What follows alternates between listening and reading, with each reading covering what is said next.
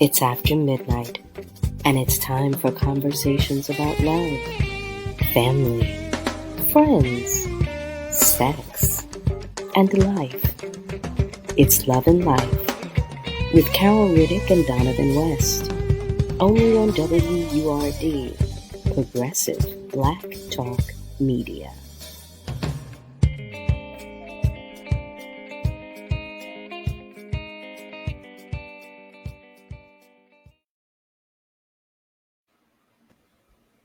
Well, hello there, family. Welcome to yet another episode of Love and Life on WURD, Progressive Black Talk Media, on air and online at wordradio.com.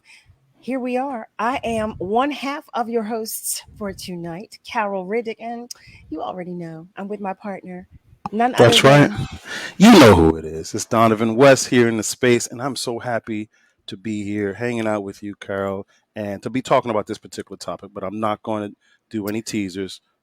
There I go again with the puns. I'm sorry.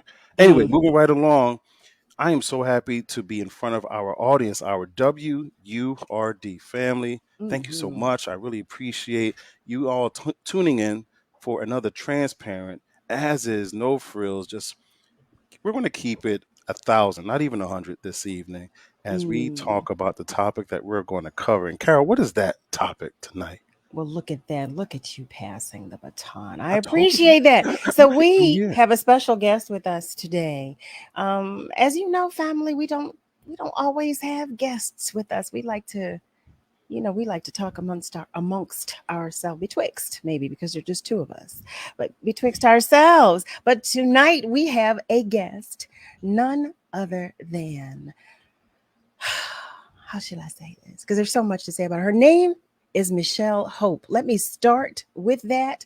But I'll add to that she is the director for sex ed for social change for SeekUs.org. We're going to get into so many things as we break down what that entails. We'll just leave it there for now. But Oh, is that we're going to just leave it there? That's it? yeah, because we want to Jesus, talk. hold on. Let me make sure.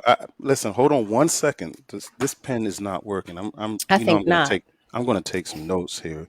So Michelle Hope is a sexologist. Yes, she is. Okay, well, say less. I'm here for it. Hold on. Sir, Wait, I said, I'm ready. I'm ready. I'm ready. sir, Yes. I tell you know what it is, Michelle. Welcome, welcome, welcome. Welcome to the room. Welcome to the family. Oh, we're having some difficulty hearing you in the moment. It appears that you're Michelle, muted. yeah. Oh, There you I go. hadn't even said hello yet. No, no. I was just waiting. Okay, okay. But I wanted to make sure that we could hear you when you did so. I Oh said, let me yes. make sure we can hear her because Oh we yes. want everybody to hear everything that you have to say. But Yes. so here's the thing, family, let me make you aware. The information that I did provide was so minimal because, as I was saying, there's so much that we want to talk about and we want to cover. And what Donovan and I typically like to do when we're talking with a guest, we like to ask you first to tell us Oh sure. from where you come and Come who you are. You know, we on. start Okay. that's Donovan Oh, playing. That's right. okay. We want to make sure that you introduce yourself to the WURD family. Well, thank you so much for having me. So, you said my name, Michelle Hope. My gender pronouns are she, her. And I am actually the director of social impact and strategic comms for SeekUs Sex Ed for Social Change. We have been serving the nation as a voice for sex education since 1964. We assert that sexuality is a fundamental part of being a human, one that is worthy of dignity and respect. And through our advocacy, policy, and coalition building, we seek to advance sex education as a vehicle of social change, where all people receive sex education and are affirmed in their identities, Mm-hmm. and have the power to make decisions about their own health, pleasure, and wholeness. And let's face it, we're living in some messed up times right now. Ooh, Oh, Michelle, oh, wait. Michelle. Hope is here for the cookout. Honey, Hope, so did I'm you see here Hope? for the Listen, hold on. study. Come on. WURD family. I don't know if you can see, But for those who can see, Michelle almost broke her neck just now as she was saying that last part. She almost detached like 2 vertebrae just now as she was like, "Look, this place is messed up right now." Facts. Go ahead, Listen, continue, please. listen. And so, as a sexologist and a Black sexologist, I want to be very clear. I am a Black queer woman. I am a Black biracial queer woman. And I want to really hold all of those identities because that is important. That is a part of my wholeness. That is a part of what makes me a human, right?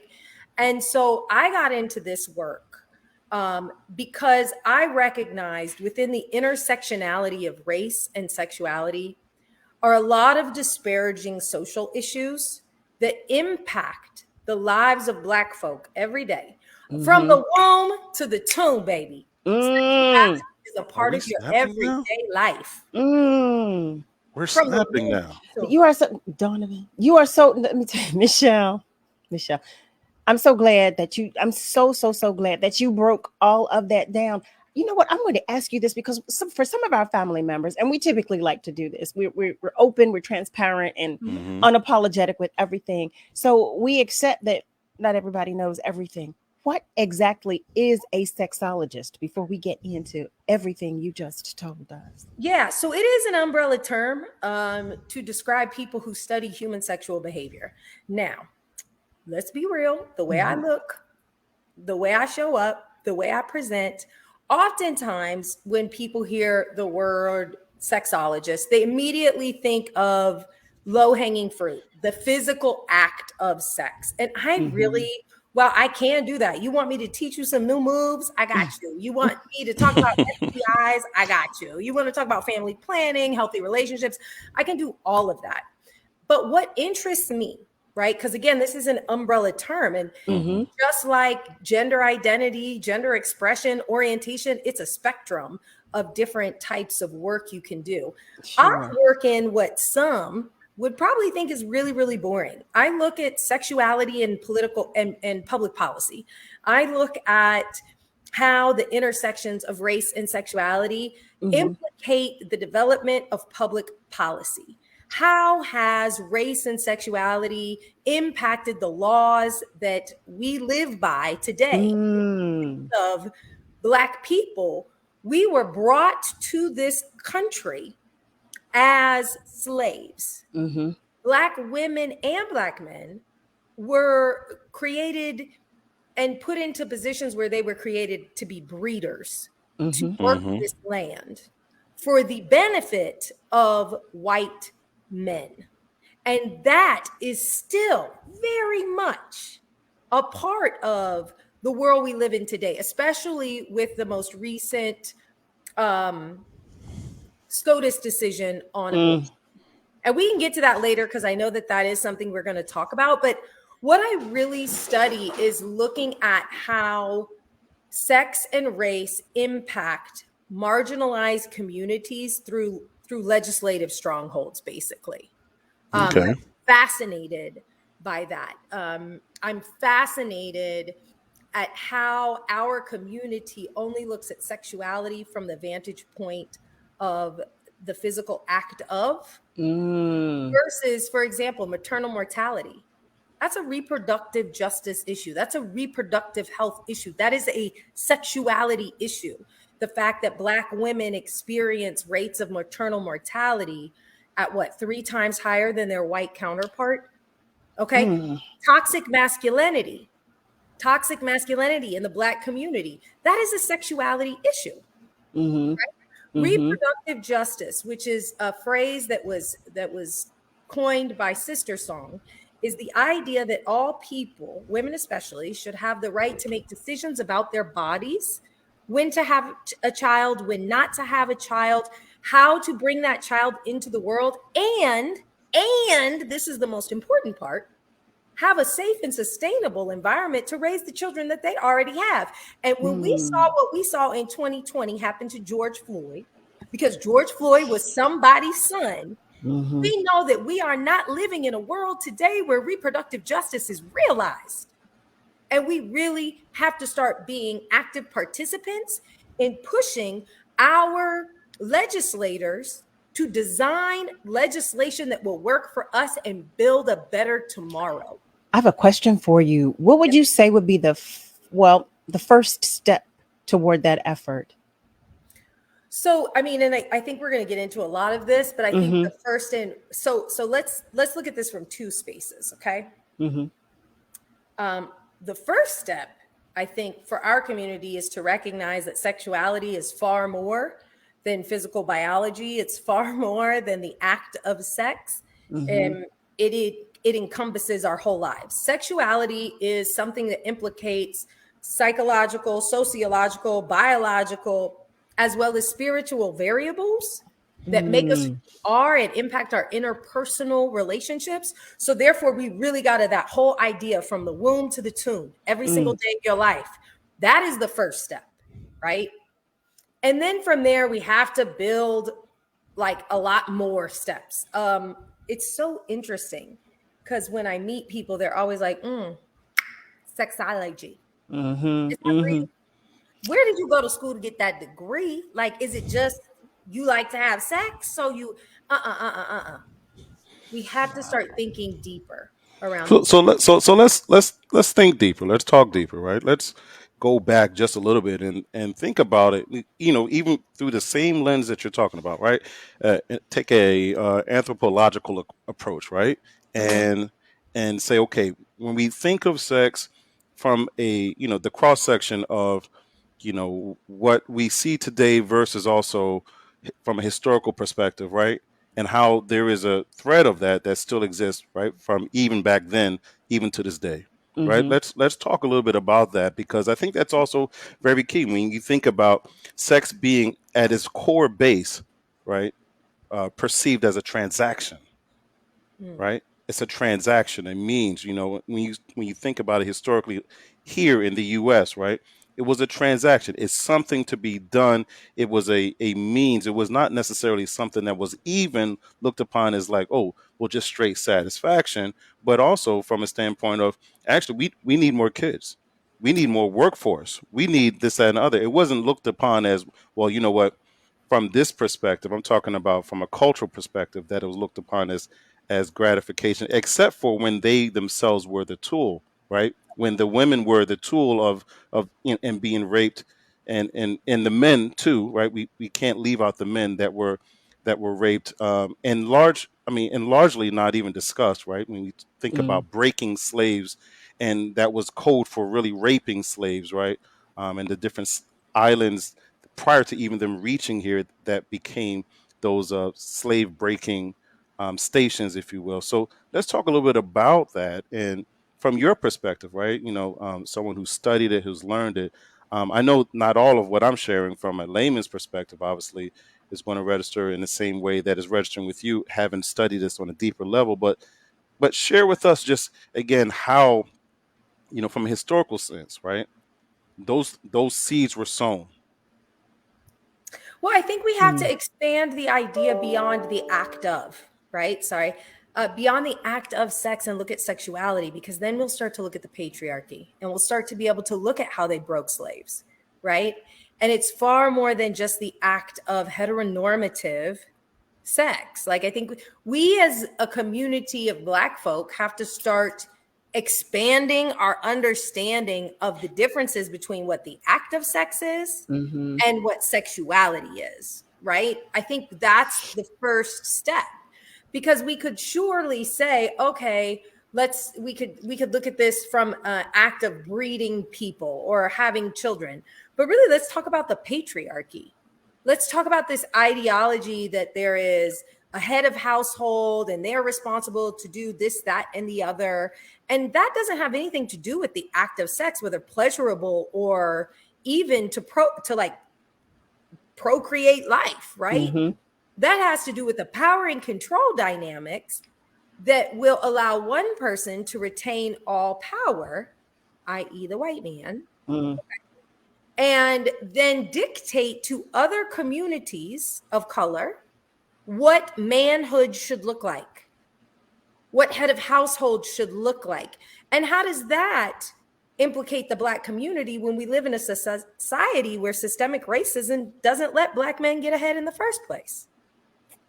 Interesting. Do you think that there was even a definition promoted, portrayed of what manhood looked like as it relates to, from a cultural standpoint, in terms of like what the Black household looked like versus here's what's left, you No, I know? think we absolutely replicate the in America, the white man's Oh, absolutely. perspective, right? You have one wife, you get married, you have kids, right? If you look at other and let's say not just African Americans, but let's look at people of color globally, right?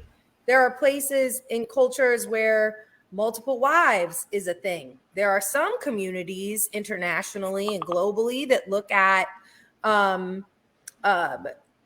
women that have multiple husbands, right? And these are very far from what European or Eurocentric ideology that was brought here with Christopher Columbus when he supposedly found the land, right?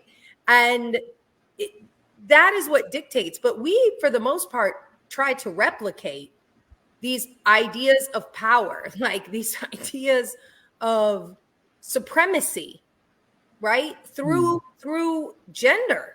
Not even, it doesn't have anything to do with race. It at some point becomes about gender. And how do we how do people utilize their roles and positions of power within their communities, within their homes? Interesting. If you're just now tuning in, you're listening to Love and Life on WURD, Progressive Black Talk Media, 96.1 FM, 900 AM. And also, if for whatever reason this signal's coming in and out, please make sure to check us out on our web platform. All right, make sure that you do that, because this conversation, as you can hear already, is juicy. I don't want you to miss a word. So we're talking with Michelle Hope, the sexologist, with an attitude, y'all. She's got a lot to say, and I don't mean it's a good attitude. She's ready to take it on. She's really ready to have a conversation about what this whole thing should look like, and has some possible solutions, and works for a great organization also that puts her in the right space and place, the right kind of capacity, so that she can bring you this information from, a what we could say an educated and empowered perspective. How's that? Is that right? I mean, I'll take it. I There think you that go. I mean, as I read the questions that y'all sent to me, one of the things that you said was, does the media have an influence on one's sexuality? Right? I'm not sure what you mean by that, whether you're asking, can someone see media and become gay? No, that doesn't work like that. You can't catch it like COVID or a cold. It is what it is, right? We start to develop our understanding of attraction prepubescently. So it's one of them things, you don't just wake up one morning and be like, oh, you know what? I saw the show. This looks like a life I want. I'm going this way. That's not how it works. But media can impact things like gender norms, patriarchy. One activity I done, because, I worked in the classroom for close to 12 years, teaching sex ed in marginalized communities. And one of the exercises that I really love to do with my students, especially Black men, was called Man in the Box. And we talked about, what does it mean to be a man? And we let the young people call out all of these things, right? And, you started to see what they thought manhood looked like. And a lot of it was not healthy. It was not healthy. But then we asked, well, what's the media show you what a man is supposed to look like? A Black man. Super, super unhealthy. And you have to remember that in human development and brain development, our brain doesn't know the difference between what is real and what it is told. So if you consume media that is giving you disinformation, that is giving you not the truth, you will inevitably believe it. That is why when we think about education, right? And I worked in education for a long time. We need to ensure that young people are getting accurate education.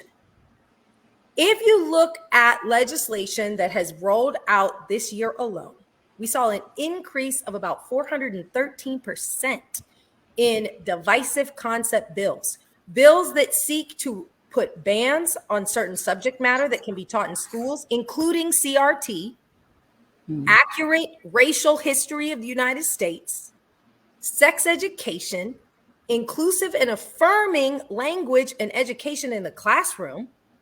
And this, you asked me earlier, where do we start? It has to start through education. The regressive minority for a long time has been stacking the deck for 50 years. And what we're seeing today is they have positioned themselves in a place where they can indoctrinate young people with false information that will continue to maintain a status quo that puts white supremacy at the helm of American history. And sorry, Michelle, but speaking of maintaining things, we want to maintain this conversation right after this break. You're listening to Love and Life. Imagine you on a deserted island all by yourself, or even being in a crowd of people yet still feeling alone. That's what being a victim of sexual assault can feel like. Victims of sexual assault are at an increased risk for developing depression, PTSD, substance abuse, eating disorders, and anxiety. Sexual assault can happen to anyone, and as any unwanted sexual contact such as unwanted touching, fondling, groping, or even rape. No always means no, so speak up and speak out. It's on us to stop sexual assault. Black Americans have died of COVID-19 at over 2 times the rate of white counterparts.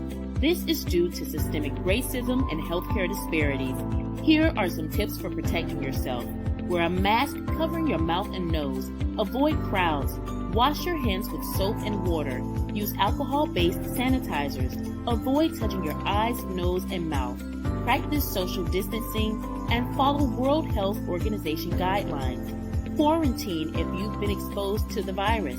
Self-isolate if you're experiencing symptoms. Seek medical attention if you experience difficulty breathing, a fever, cough, sudden confusion, or pressure in your chest.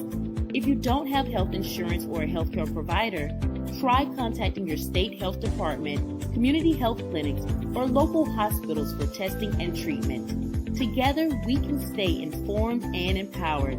This public service announcement is from the National Black Cultural Information Trust. When I cross the finish line, it's not just me. I succeed because of others. When I was pregnant, I survived because of others.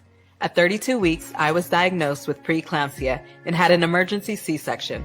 Because my doctor took quick action and my husband was there to help me, I'm alive. Too many women die of pregnancy-related complications, and most are preventable. If you or someone you know is pregnant or recently had a baby, learn the warning signs. It could help save her life. Hear her. For the Indianapolis Colts, becoming a running back was no easy task for me. But it's nothing compared to what my amazing mom faces every day. My mom was diagnosed with muscular dystrophy when I was 14 years old. Yet she's always there for me, every step of the way, despite her own battles. And the Muscular Dystrophy Association is there for my mom. At their 150 care centers across the U.S., MDA is the leading organization in research and care for kids and adults with muscular dystrophy, ALS, and related neuromuscular diseases. Their research is helping find cures and save lives. Watching my mom go through her daily struggles and the care she receives from MDA has made me determined to help find a cure for neuromuscular disease. That is why I support MDA, and that's why I'm so grateful to others who do too. Join me and learn more at helpmda.org today.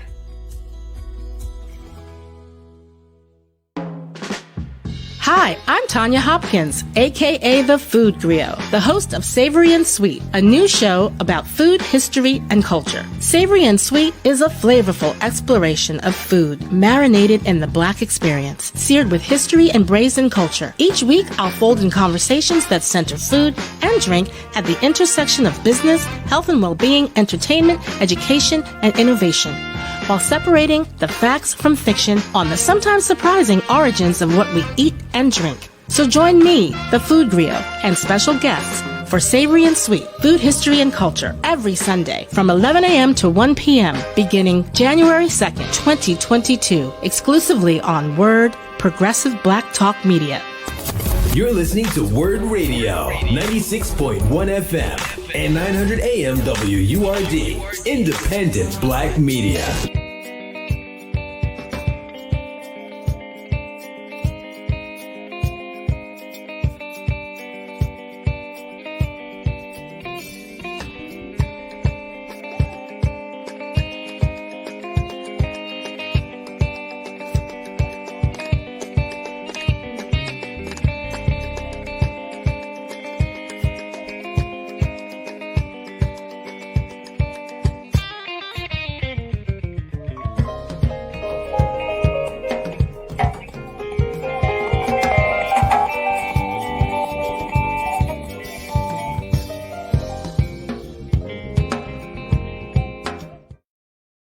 Hey there, family. Welcome back. If you've just joined us, you're tuned in to Love and Life on WURD, Progressive Black Talk Media, on air and online at wordradio.com. Before we continue, I want to just shout out, our family members who are joining us on our socials as well.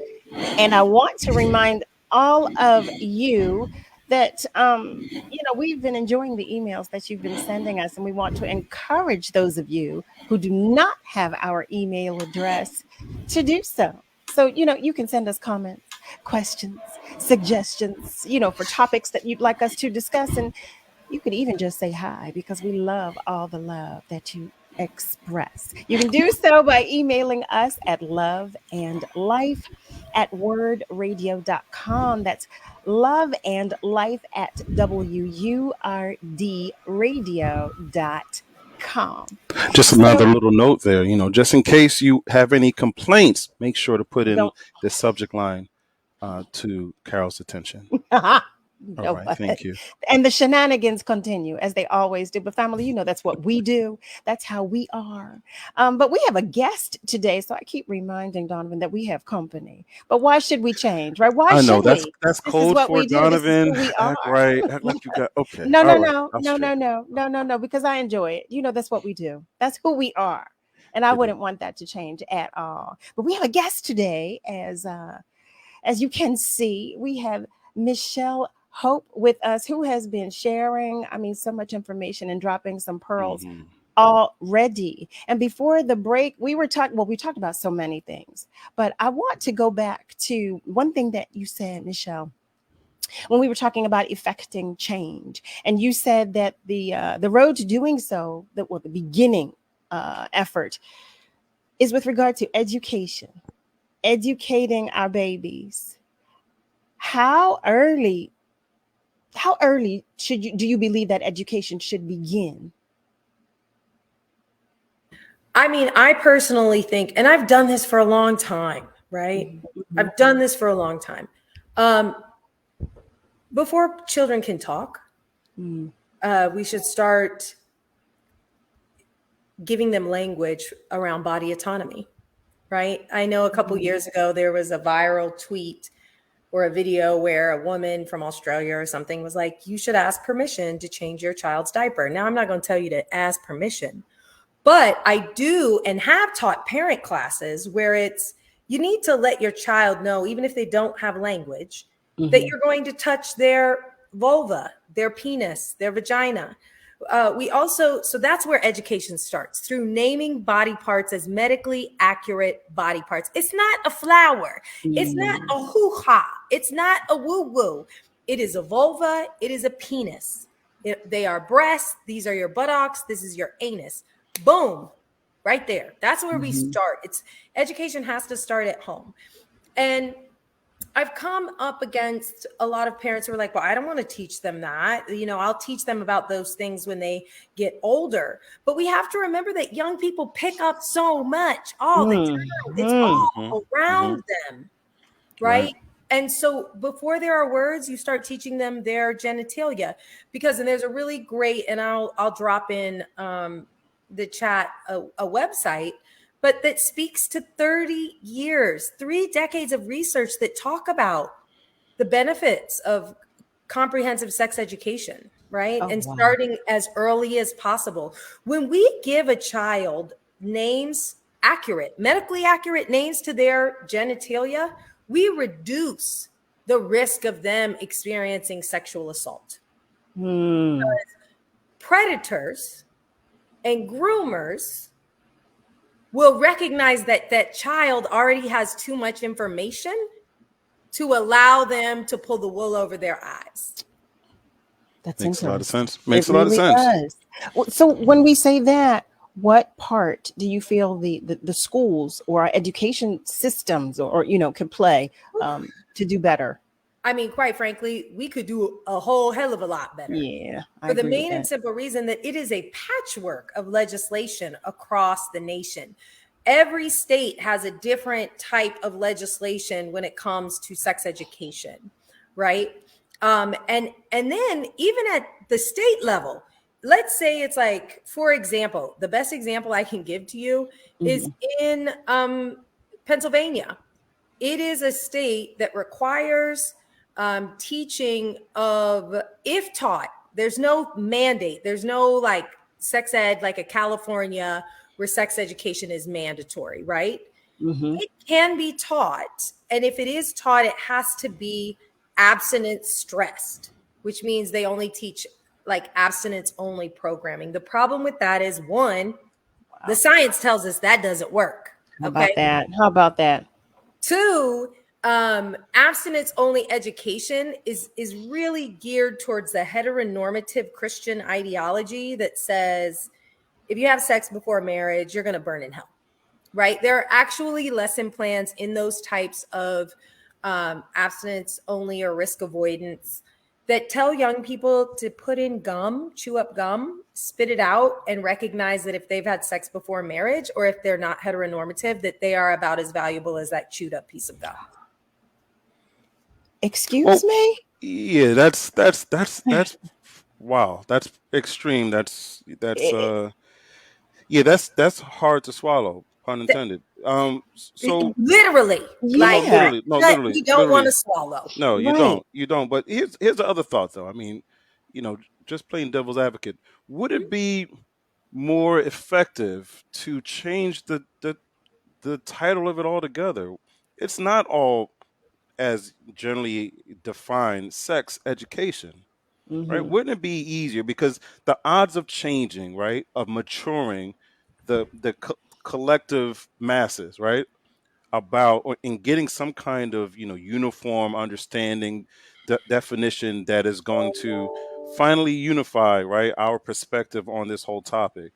Wouldn't it be easier to identify another term to usher into the space as opposed to redefining the term sex ed? Just a thought, because I think even as you're talking about, right, you're talking about anatomy, right? Is anatomy, is it related to sex ed? Absolutely. Is it actually sex ed in that moment, in that situation? Even as we talk about, gender normatives versus, other things that are ushered into our space, is that something that we would drop into that category? Would it be easier to have that kind of curriculum ushered into early childhood education if it was literally just stated as, here's anatomy and this is the reason why you need to do that, and all this, like you said, the woo ha ha's and the flowers and all these other terms, they also bring with it these taboos, right? Because it ushers in these taboos, from my understanding, when you start talking about it in that manner, because because you're not giving it a real name, right? The idea of when something is happening to that individual, that child, they also don't want to talk about it either because of how it's been ushered into that space. So so I'm just thinking out as you're talking, I'm saying, should we consider that as another way also to try to create a more uniform definition, as opposed to breaking down and building back up sex ed, the term itself? Well, I think, interestingly enough, don't you think by removing the word sex ed, we are also continuing to add taboo and shame around something that is a part of our everyday lives? That if education is a human right, so should bodily autonomy therefore be a human right, and learning about your body be a human right. I think that when we start to suggest we change terminology, we're giving in to the regressive minority, saying, like they're doing in Texas, trying to call slavery involuntary servitude. I will not go back. I will not go back. Right. All we can do is move forward. And, if you got to, pour up the Hennessy and take a big gulp, put on your big person pants and say, okay, I'm going to have to start understanding sexuality better, because it's not just about anatomy. It's about wage gap, right? Why are women paid less than men? Because we're women. And so then why are Black women paid 63 cents to the dollar of a white man? Because we are Black women. This is sexuality and a racism issue. And so I think we as Black folk, oftentimes who are guided by the church, which I love the Lord in all her glory, but organized religion has done the Black community a lot more damage than we actually understand it to be. I'm not talking about your faith, and I am not talking about the Lord. I am talking about organized religion telling us how we should behave, how we shouldn't behave, what is proper, what is right. So I think we have to step out of the comfort zone and start educating ourselves around what exactly does it mean to study sexuality. And when we look at this from an education perspective, there are these things called the circles of sexuality. Sensuality is one of them, intimacy, sexual identity, sexual and reproductive health, and sexualization. Now, let me tell you something funny about this. Intimacy. Taught in the classroom 12 years. When I would ask my students what they thought intimacy was, all they could think of was the act of sex. Because they're not getting the information. They're not able to associate certain words with realities because no one's teaching them. And that's why it's like we really need to say sex education needs to be a part of, like, the real Cory Booker and a bunch of other Democrats introduced the Real Education and Access for Healthy Youth Act. That would eliminate federal funds to go to abstinence-only education, which since 1981, the U.S. has spent over $2 billion on.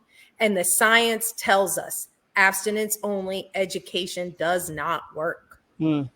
So I think we got to move forward. We cannot move back and say, oh, well, maybe the name is offensive. Well, no, here's what I mean when I say that. When I say sex ed, right? You say sex ed. There has yet to be the kind of movement that redefines and opens up the term sex to be more inclusive and more of an umbrella term as it should be applied. So that's what I mean, is that there's not enough energy there to redefine or to educate people on the actual term sex ed, as opposed to, because it's the same thing as the children in those same classrooms. When they hear sex ed, they're thinking, okay, all we're gonna do is talk about, genitalia, not, and get, thoroughly upset when they find out that it's a whole lot more to do with it than just genitalia. So I'm talking about it from that perspective, in terms of the social construction of the reality that sex itself, right? Sex ed itself means this thing when it actually has so much more of a spectrum. Honey, white people been on this for a while. It's our community that wants to consider sex ed as only sex. And then we want to say, my child's not ready for it. And it's like, excuse me, ma'am, you had your child at 14. This is not the time to say they're not ready. I'm going to withhold all this information. That's how you ended up a 14 or 15-year-old mother, because somebody withheld the information from you. White people have been doing this, and that is why they are the leader, oftentimes the most visible leaders in this space, and that has to change. And it changes through conversations just like this. So again, thank you so much for giving me this platform to have this dialogue. I really appreciate it. Hey, no problem at all. And speaking of this platform, we're going to have to take a quick break so that we can continue to support this platform by way of the commercials, and all of our supporters. Thank you so much. Here's a little shout out to you. I remember this one moment.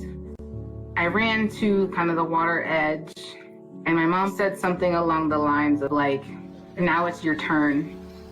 Take that first step. When I became a mom myself, I feel like my whole world changed. There's some light within her that makes me continue to do the climate science work that I do. You don't have to be a climate scientist to want to protect the earth. As moms, we care about our children and the environment they grow up in. And for Mia, I want you to know that I worked really hard to be a part of the change and to make it a better place for you.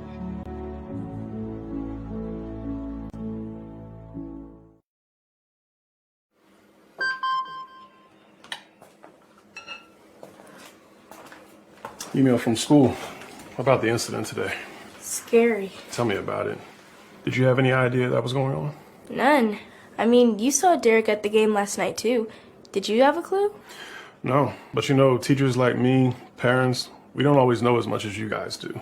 Kids hear first about what's going on with other kids. Half the time, it's rumors. It can be hard to tell sometimes, but if you're ever concerned about a friend who's having trouble with alcohol, prescription drugs, bullying, violence, anything, you need to tell an adult. Mom or me, a teacher, coach, school counselor, someone you know and trust. Dad, no kid is gonna tell an adult about that kind of stuff. I get it, but if we don't know, we can't help. Speaking up about a problem, that's what helping a friend is all about.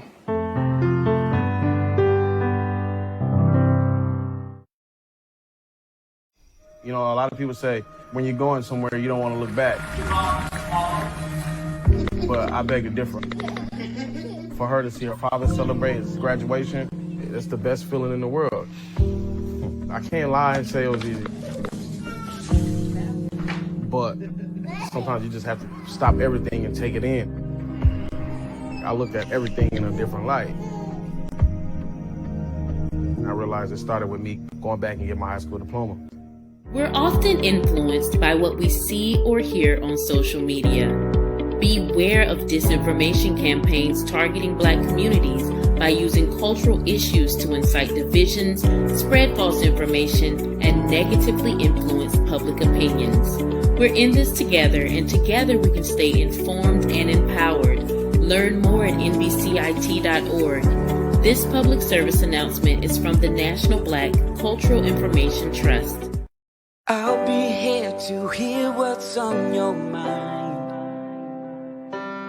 Take this time to talk and get it right.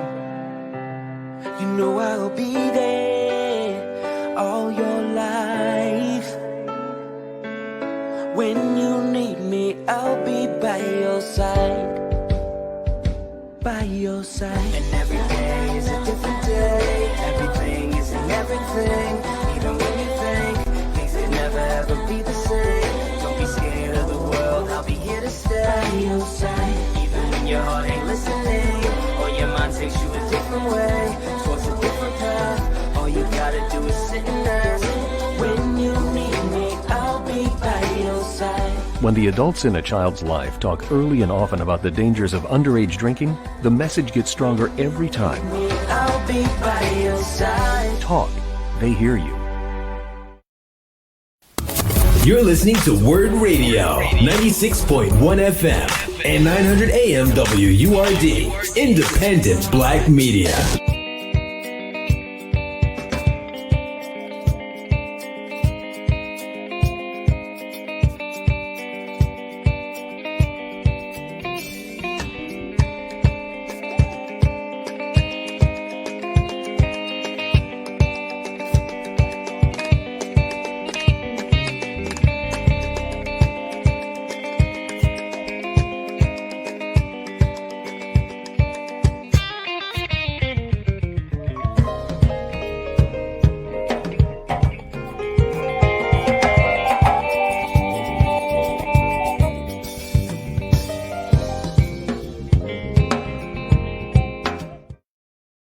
Welcome back, welcome back, welcome back. You're listening to Love and Life on WURD, Progressive Black Talk Media.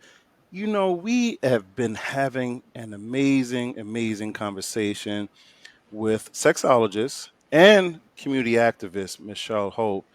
Michelle, let's just take a little step back, just really quickly. How did you get into sexology and community activism overall? Oh, I think that's a great question. Thank you for asking. So, I think I started this conversation stating I was a Black queer woman, a biracial Black queer woman. I grew up in Indiana in the 80s. My mom, third wave feminist, lesbian, white woman, activist. And when everybody, we were poor, but but my mom was an activist. Okay. Mm-hmm. So when everybody else got to go to could afford to go to Camp Onawanapia and doing the outdoorsy things in Indiana, like archery, outside foraging for things. I was at feminist camp, is what I referred to it as. My mom sat on the board of directors for the International Women's Arts and Music Festival, which was a very liberal, pro-feminism organization in the 80s and 90s in Indiana, out of Bloomington. Indiana University, Bloomington's campus. Also, Kinsey Institute is there. So I kind of grew up saying, we're here, we're queer, get used to us, and recognizing the importance for gay rights, and just being an advocate. My grandmother was a registered nurse and fought on the front lines of Normandy. Normandy. So I come from a long line of powerful women. I always say, I am bred of the witches they could not burn. Wow. Will continue to, show up in my best, Harriet Tubman, Kimberly Crenshaw, Angela Davis, John Lewis spirit, and continue to get into good trouble. So I always wanted to be growing up, I was hypersexualized because I've had the same body type since I was 12. An activist, feminist mother. And I really loved Dr. Ruth. And I was like, Dr. Ruth is awesome. This is such great info. And I like Dr. Drew. I came into the 90s with MTV and the Jenny McCarthy's, and Playboy was big. But I was like, why is it all these white people telling everybody, setting the baseline for what, we're supposed to be doing? And I have no idea why it was always heightened for me, this idea of sexuality and race, probably because, my mom was an activist in feminism, but I didn't see people that looked like me there. And your father, just really quickly, was your father around? Yes, actually he was in and out. He had his own issues. He was really young. My mom was 24 when I was born. My dad was 19.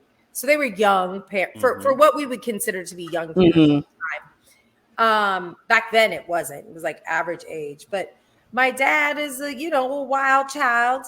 And I actually got into this work for him because I saw how a lot of his traumas impacted his ability to be a girl dad. And I didn't want other little Black girls to have to deal with the kinds of shit that I dealt with. My father is an incredible force and power in my life to this day. He'd be sending me all the scriptures every morning. Every morning I get scripture, right? It never does it fail.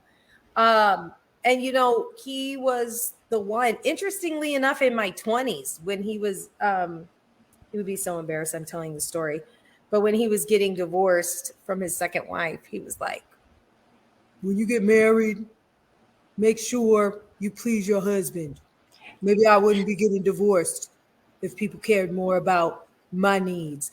And it was interesting because I had already kind of gone down the path of working in the space of couples therapy and and so I felt like that. I felt like that spoke volumes to the misconceptions and lack of understanding around sexuality as a holistic part of humanity in Black men's lives and in the Black community generally. I said earlier, white people been doing this work because they have the privilege to. Right? If you live in a space where stop and frisk is a reality, you don't have any type of bodily autonomy.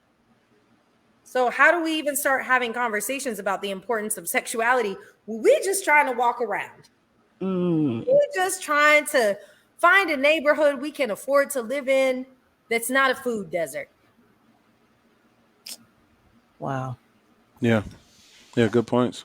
Good points. So as it relates to you navigating in Indiana, as a young lady in that space that is empowered, you have a great, you have a great mentor, a great model, right?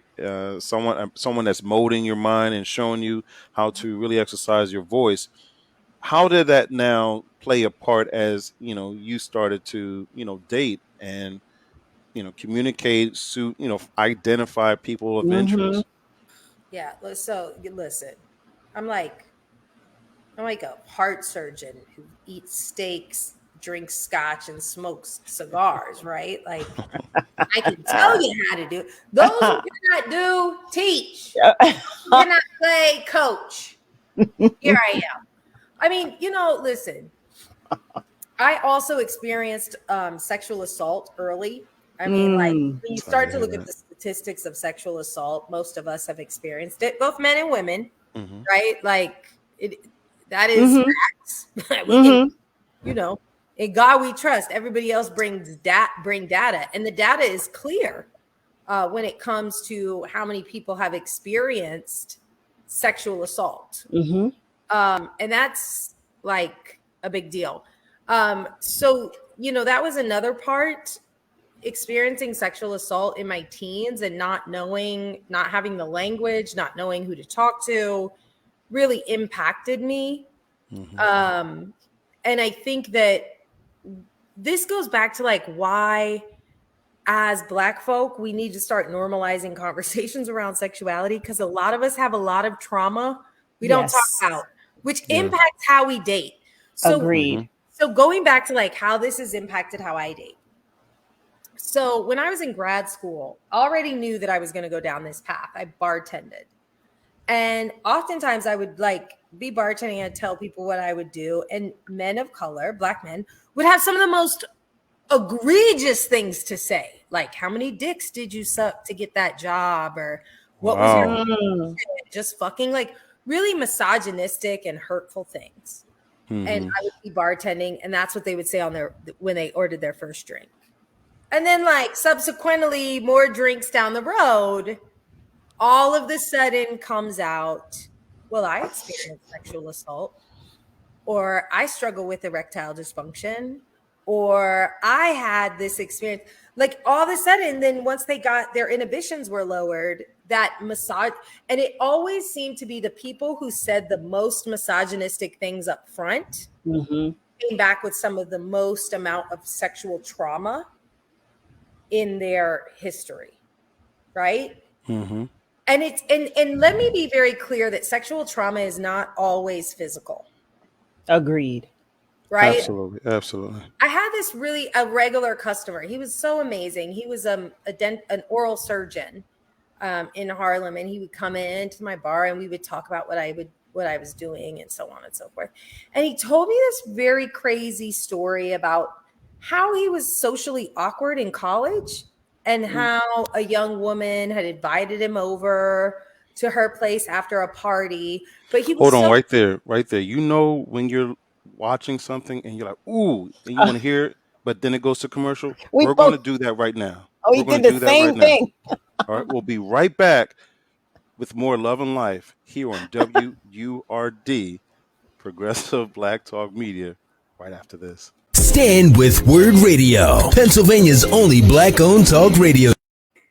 Stand with WURD Radio, Pennsylvania's only Black-owned talk radio station. Join the movement to keep the conversations going and amplify the voice of the Black community. Show your support. Start or renew your 4WURD membership today at WURDradio.com or call 215-425-7875. You know, a lot of people say when you're going somewhere, you don't want to look back.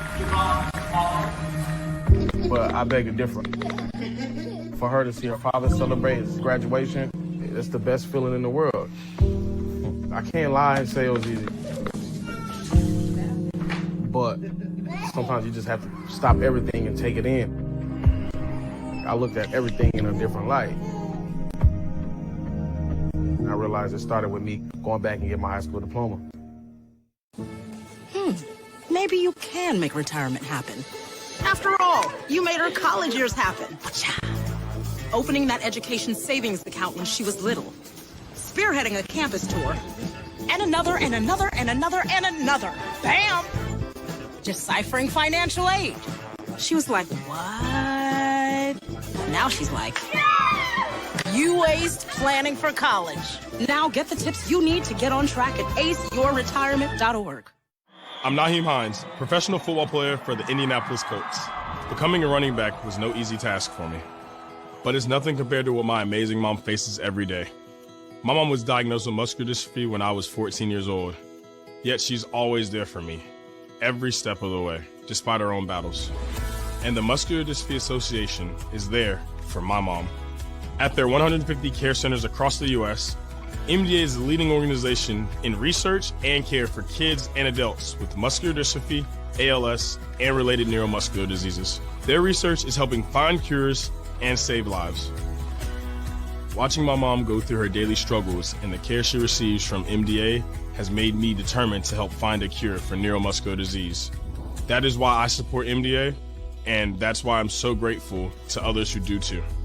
Join me and learn more at helpmda.org today.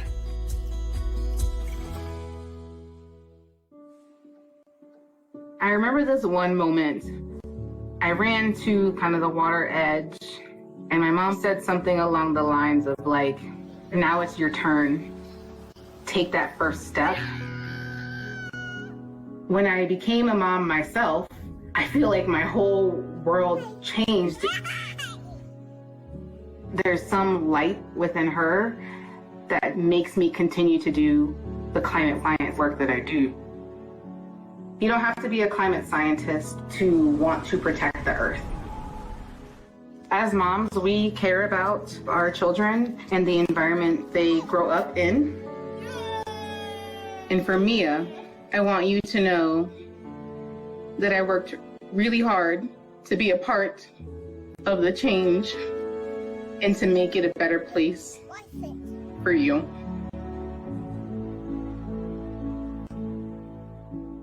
Imagine you on a deserted island all by yourself, or even being in a crowd of people yet still feeling alone. That's what being a victim of sexual assault can feel like. Victims of sexual assault are at an increased risk for developing depression, PTSD, substance abuse, eating disorders, and anxiety. Sexual assault can happen to anyone and is any unwanted sexual contact such as unwanted touching, fondling, groping, or even rape. No always means no, so speak up and speak out. It's on us to stop sexual assault. You're listening to WURD Radio, 96.1 FM and 900 AM WURD, independent black media. Lifting every voice till earth and heaven ring. This is WURD Radio, 96.1 FM and 900 AM WURD, Philadelphia. Black Talk Media.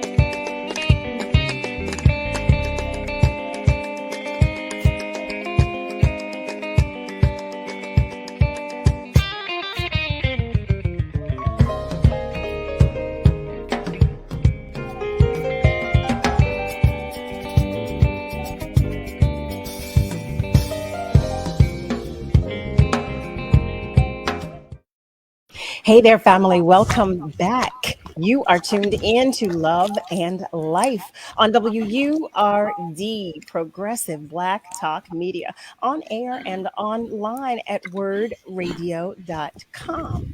So, okay, I'm not even sure what's happening right now, but before What happened? What happened? Who done it? If you are just joining us, know that you are at the top of the second hour of Love and Life. That's right. That's what Yes, we do yes, here in yes, this yes. space. Now, for those who don't know, Carol is thinking that I'm gonna say something crazy, and I'm not. I promised you, I was gonna be on better behavior. I ain't say best, better. It's about progress. Okay, it's about progress, one day at a time. And that's what I'm doing. I'm on my I'm on my better behavior as we have our guests. We have Michelle Hope here. Our sexologist on deck. Yeah. Schooling us and providing some perspective on Thank you, Michelle. Thank you, Michelle. Thank Oh, you. so Donovan, I don't mean to cut in here, but I do. Yes, you do. Because I'm Continue. unapologetic about it. I'm going to say, right? It feels as though Carol thinks that you may have some differing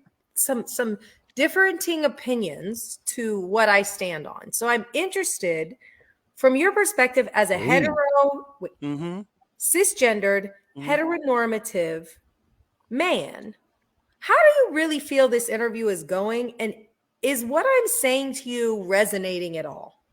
Well, first of all, I think she's coming for me, y'all. And that's good. I like these. I like these conversations because WURD family, that's what we're here to do. We're here to have as is, no frills, unapologetic, like Michelle Hope just now said, conversations as it. And we are not supposed to, by the way, see eye to eye on everything. That shows that our brains are working. So I'm all for it when it comes to that. Second of all, you just made some assumptions.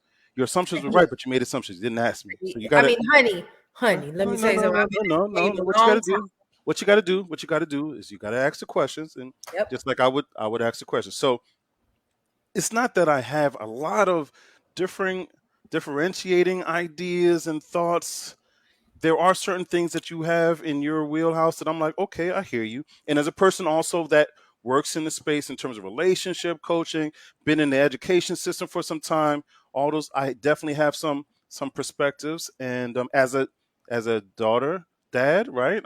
I got you there too. I definitely understand those dynamics, and many of the things that I do actually, I'm always correcting because of assumptions that are made.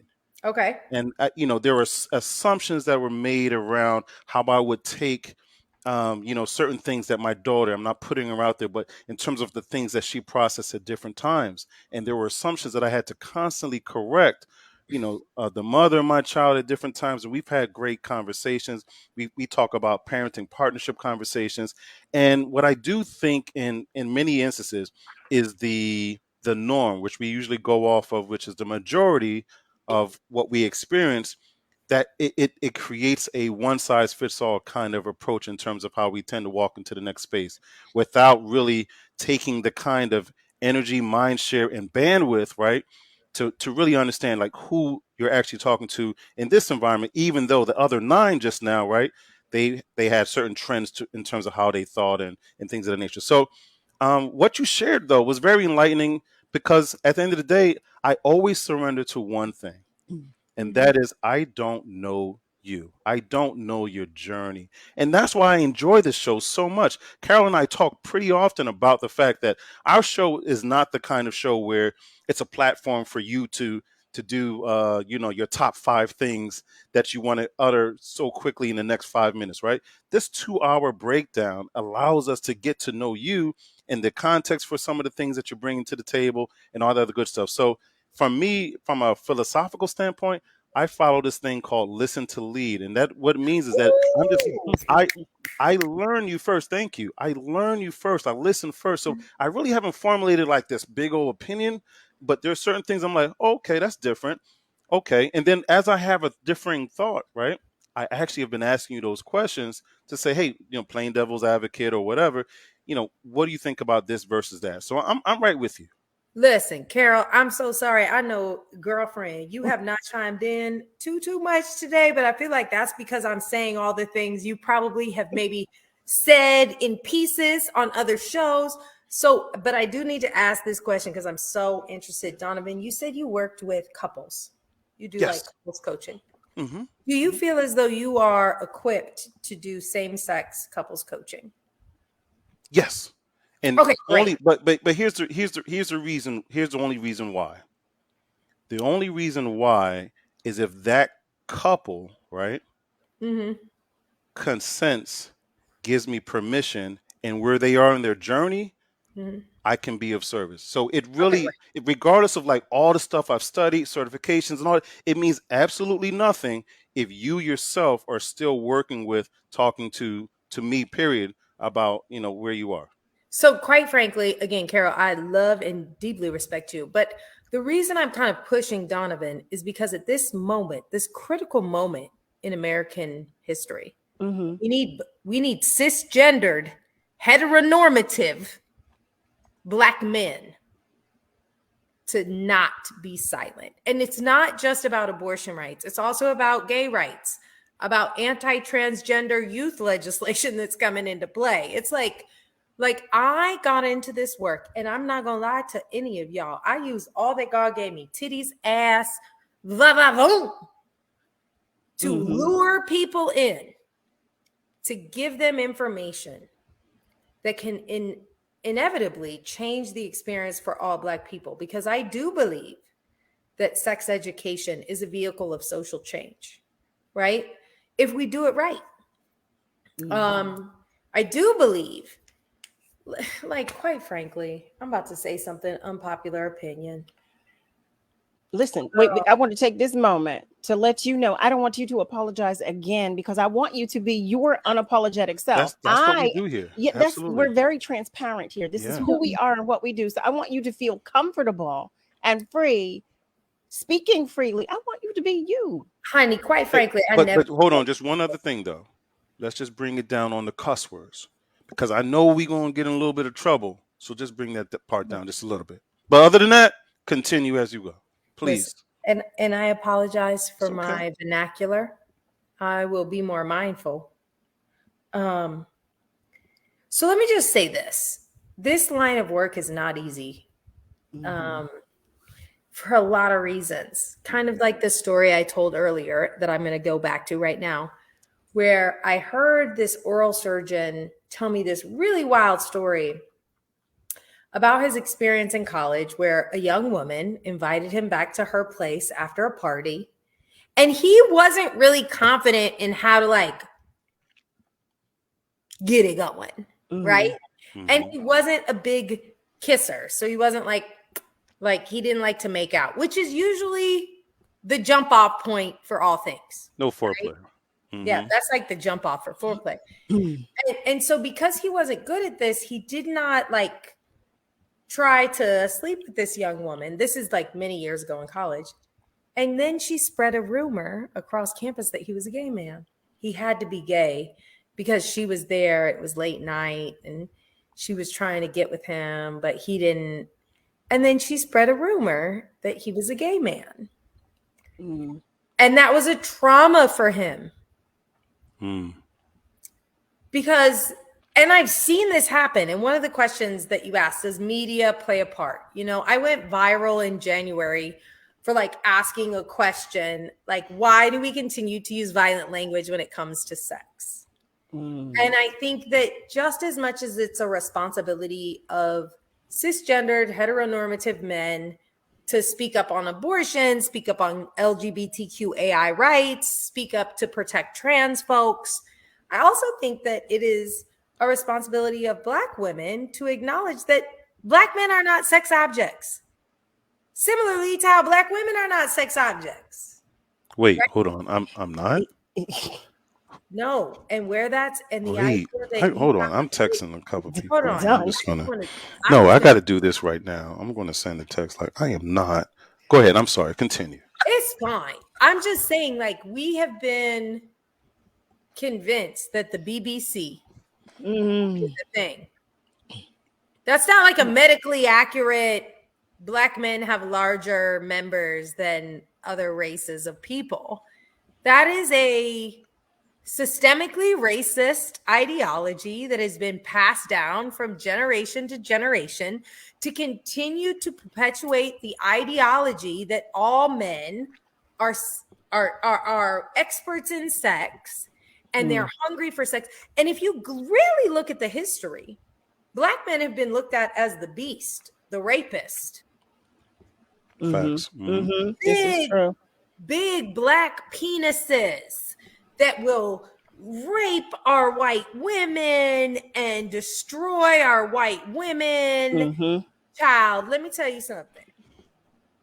That is how they have come for us in a way to denigrate Black men. But unfortunately, at this point, where we are in our society, we have picked up those ideologies and said, yeah, I'm in the hoochie daddy shorts this summer. Oh. And I know everything there is to know about sex. And I'm always hungry for sex. I'm always ready. And that is not a fair, example of what Black men are. And that limits their ability to be great fathers. That narrative limits their ability to be great fathers, great employees, great leaders in business, because we continue to marginalize them and put them in 2 boxes or 3 boxes. You got the criminal, you got the BBC, and you got the what would I describe the third one? The third one is like, it's kind of like Black women. You're the Jezebel, the Sapphire, or the Mammy. So you have the Black man, which is the Jezebel, is the man with the BBC, who's a total player, who got multiple baby mamas, who out here playing the field. You got the Sapphire, which is the corporate man who doesn't have time for a serious relationship, is busy climbing the corporate ladder. And then you got the dude who, is just failure to launch, hasn't actually really done much with his life, lives in a small town, and maybe contributing to society in a very healthy level, but isn't driving around a Porsche, isn't driving around a Mercedes. He's an honest working man who enjoys the beauty of living. And I don't want to use the term living simply as less than, but just enjoying having a home, working his job, being a father, being an active part of society. We don't honor these spaces. If you don't have a super fine car, you're not gang, you're not out here doing it, we just are like, you're not that special.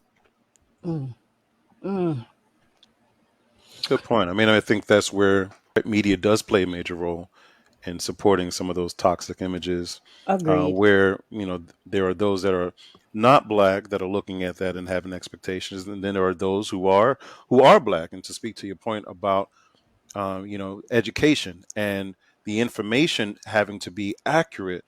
If not, then, you have people that are living a reality based off of falsehoods, right? And so that is a point that you made that I agree with. You like how I tied that knot just now?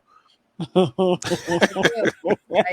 what I do. It's what I do. Anyway, for those, it's what I do. It's what we do here on Love and Life on WURD,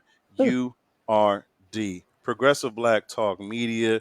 If for whatever reason you'd like to, just give us some more perspective. I'm talking about you, the listener, you, the viewer. Feel free to email us. We want to hear from you. We want to hear what your thoughts are on this topic. Feel free to email us at loveandlife@WURDradio.com. That's loveandlife@WURDradio.com. I have a question.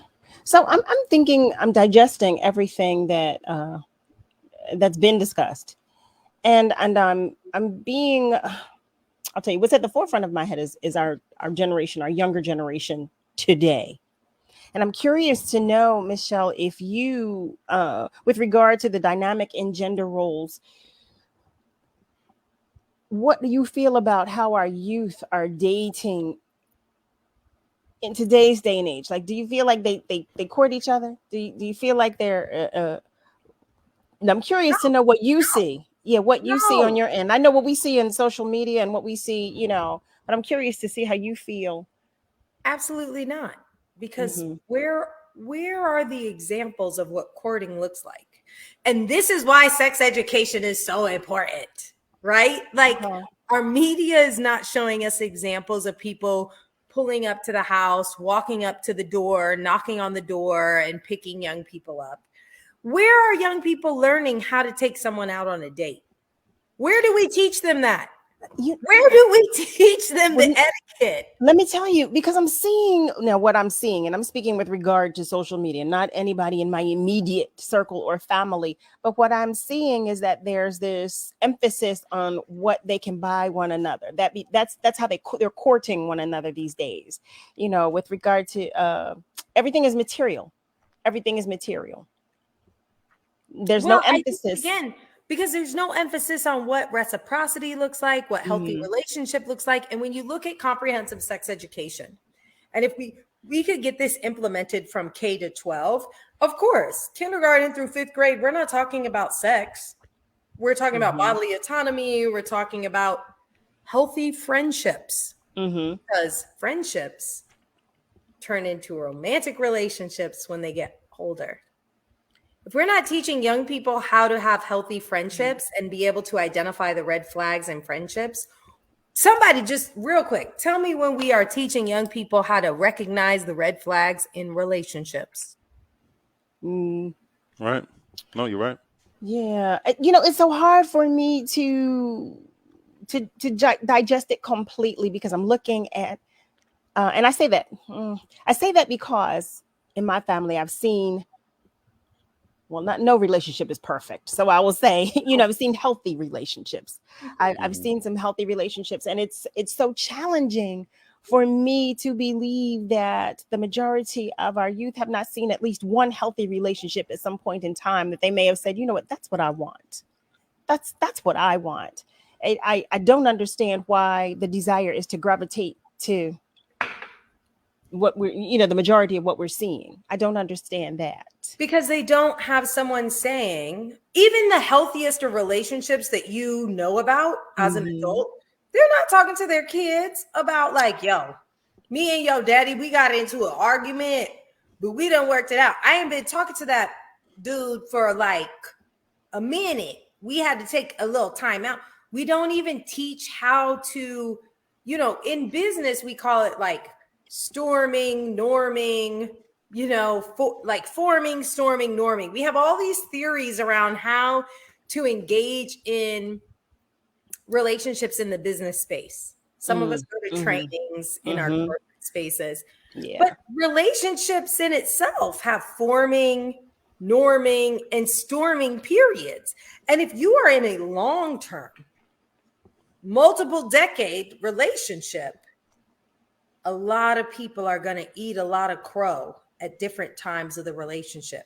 And it's the consistency and commitment to showing up in that relationship every day, knowing that not all days are going to be good days, that needs to be taught to young people. But if we have no type of sex education, no type of healthy relationship education, no type of consent education, what we're doing is we're saying, you know what? Geometry is more important than you understanding how to find a healthy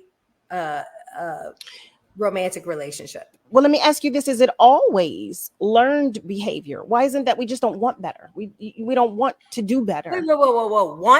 Want is a thought. That has to come with experience. Like a desire. Yeah.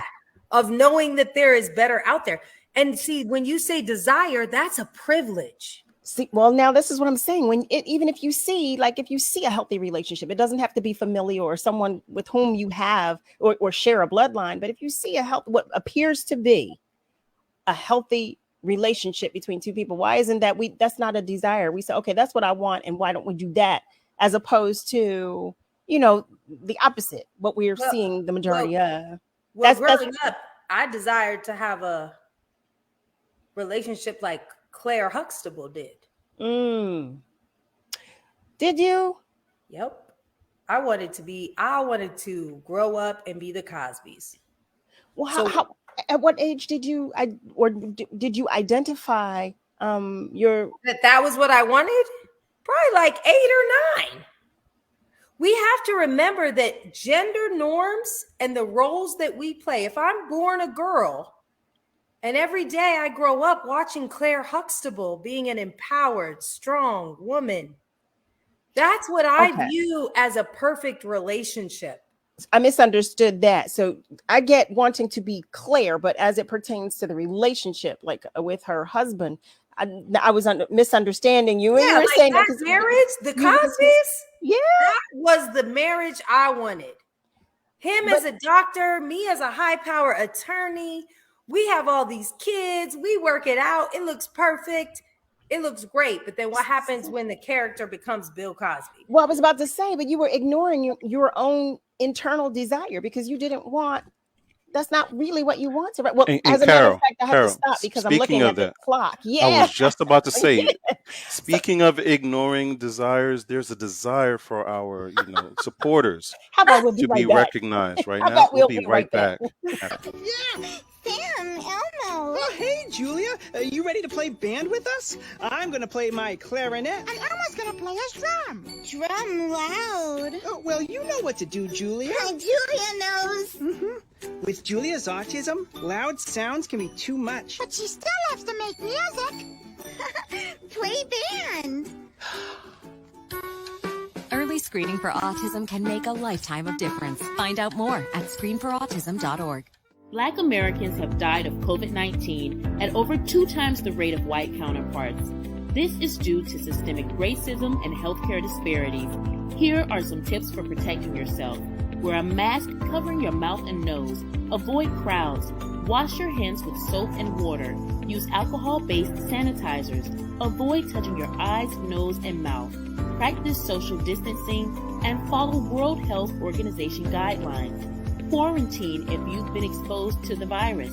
Self-isolate if you're experiencing symptoms. Seek medical attention if you experience difficulty breathing, a fever, cough, sudden confusion, or pressure in your chest.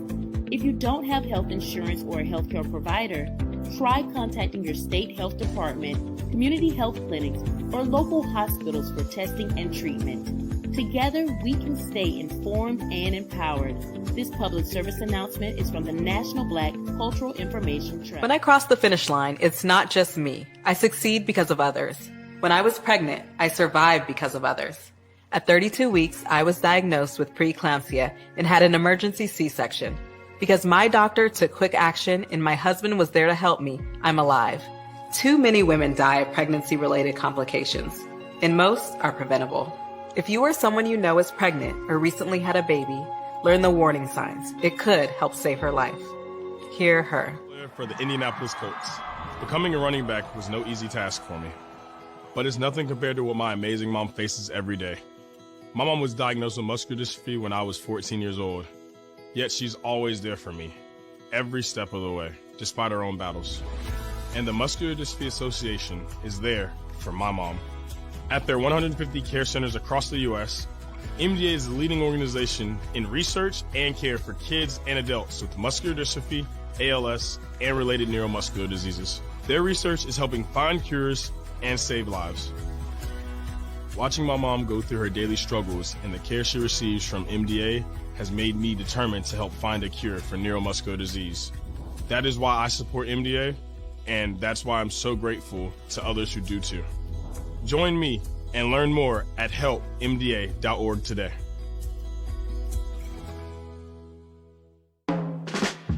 Hi, I'm Tanya Hopkins, aka The Food Griot, the host of Savory and Sweet, a new show about food, history, and culture. Savory and Sweet is a flavorful exploration of food, marinated in the Black experience, seared with history and braised culture. Each week, I'll fold in conversations that center food and drink at the intersection of business, health and well-being, entertainment, education, and innovation, while separating the facts from fiction on the sometimes surprising origins of what we eat and drink. So join me, the Food Griot, and special guests for Savory and Sweet, Food, History, and Culture every Sunday from 11 a.m. to 1 p.m. beginning January 2nd, 2022, exclusively on WURD, Progressive Black Talk Media. You're listening to WURD Radio, 96.1 FM and 900 AM WURD, independent Black media.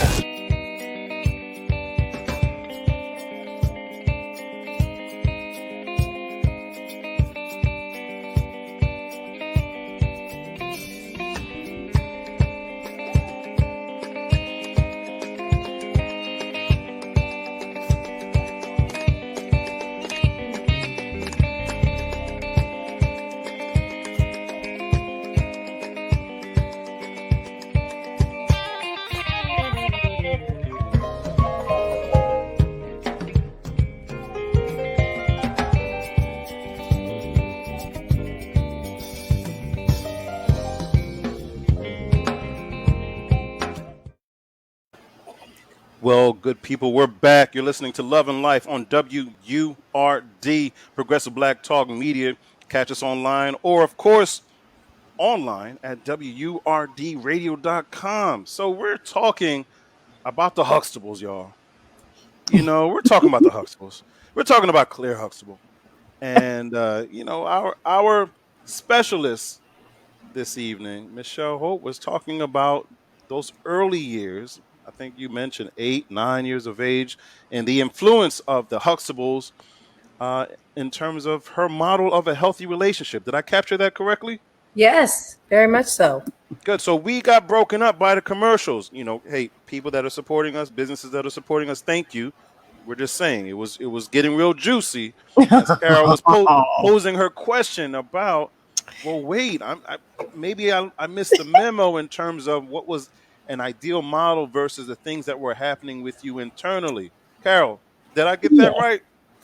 Getting real juicy. We were just having a conversation. It wasn't juicy. I was there with my popcorn. I don't know about y'all listeners. I got my red cup and my popcorn. I'm like, listen. What's in that red cup, Donovan? Listen. Do you really want to know the answer? I asked the question. It's a caipirinha, okay? That's what's in there. All right, you asked. It's my favorite little drink. All right, rum base, kashashka, some muddled fruit, a little sugar, and you know, you just it's my favorite drink out of I'm Brazil. not mad at it. And I love it. Yeah, that's what I do. Well, enjoy. Okay, you Well, didn't bring any for Michelle Cheers. and I, but enjoy. Cheers. When I see y'all in person, it's on. But right now, it's just on me. Yeah. So, as Donovan was saying, Michelle and I were talking about the normatives. We were talking about the images that are presented, and we were talking about, you know, what is told to us, who we should be and how we should act and all of that. And I think that was interesting because I think most of the young adults of color had the image of the Huxtables and said, okay, that is awesome. I want to live like that too. So I think that's a very interesting point that you made. But I was curious, and I am, because you were saying with regard to like gender identity and gender roles. Now this is, and I want to say, let me put this out there for anyone that is watching and or listening. I am asking because I do not know. So I do not want to offend anyone. I just want to be educated.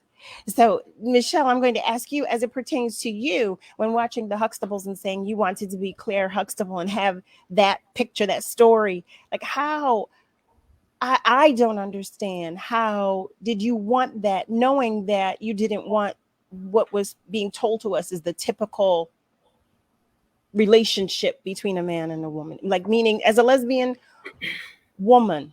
Did I say that correctly? I mean, queer is not necessarily lesbian. Queer. Oh, see, that's where okay, there you have it. Queer. And again, I think that this is an opportunity for us as a community to really start to re-examine how we categorize relationships. Mm-hmm. Wait, can you tell me what queer means? Because I don't know. I mean, queer means that I could fall in love with a woman and want with a woman what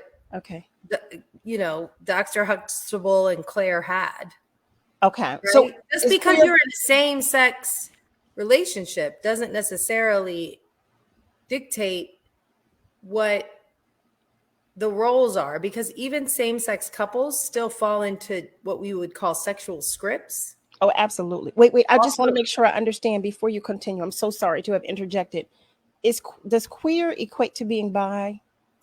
Please excuse my. No, it's fine. It's just an umbrella term. Okay. For people who do not identify as heteronormative. Okay. And I think that, again, this is a really great dialogue around how, as African Americans, we can start to open up our understanding of what relationships look like. And even if I was to say I aspire to a heteronormative marriage, that doesn't necessarily mean that my marriage might not be what some might consider alternative, because I believe in polyamory, or I believe in developing the ideas and standards of monogamy with my partner versus what society and the church has told us what monogamy is. Mm-hmm. I think that we have to start accepting and understanding that sexuality is complex, relationships are complex, And we should really try to not compare our relationships to even a Huxtable's, or a model should not be from television or the Instagram or social media, because they're lying. And I use the Huxtables as an example because we looked at Bill Cosby as this really upstanding African-American character who turned out to be, kind of sleazy, perhaps predatory even, some would say. I would. And so what does that do to how we view these relationships? Because a lot of us are not growing up with two parents in the home. Most of us as Black Americans are not growing up with two parents in the home. Agreed. So what does healthy relationship look like within our community when most of us are not growing up in two-parent homes? Does that mean we didn't grow up in a healthy, loving relationship? Not at all. It just is not what has been deemed a healthy relationship. And that in itself, we should examine and question, because systemic racism really puts a lot of pressure on Black love and Black marriage through the role of patriarchy. How can you say that a man should be the head of the household when Black men are not given the same opportunities as their white counterparts to earn as much? It makes it really difficult to live the American dream when that American dream was not designed for you. You make some really good points, but go ahead, Carol. No, go right ahead. I think that, when we get to the crux of it, right, the healthy relationship needs to rule all. One of the, and I think that's really it. You go back to, what's missing. What's missing is, as you mentioned, the continuity, the discipline, right, and most of all, the desire to show the bruises, the blemishes, the dents that exist in relationships. That only, and I say that, I really choose this word, only friendship can really, create. So I think that the truth of the matter is that when you are in a friendship, right, that's when you can, you could care less, so to speak, about the optics of things, right? It's less of pressure for you to create the representative to address and to show up when it comes to, how you're interacting with someone. When you are in friendship, when you are in a relationship or this intentional track to marriage, right, you start editing a whole lot, right? You start modifying and adjusting what you would say and do for the sake, for you're living a fear-based existence in that space. And I think that's the major challenge that we're having, is that we're not seeing enough of, like you mentioned, we had an argument. We do not see eye to eye right now. We are working through. We did have a conversation. It wasn't over in that half an hour like your favorite show, or an hour like your favorite show.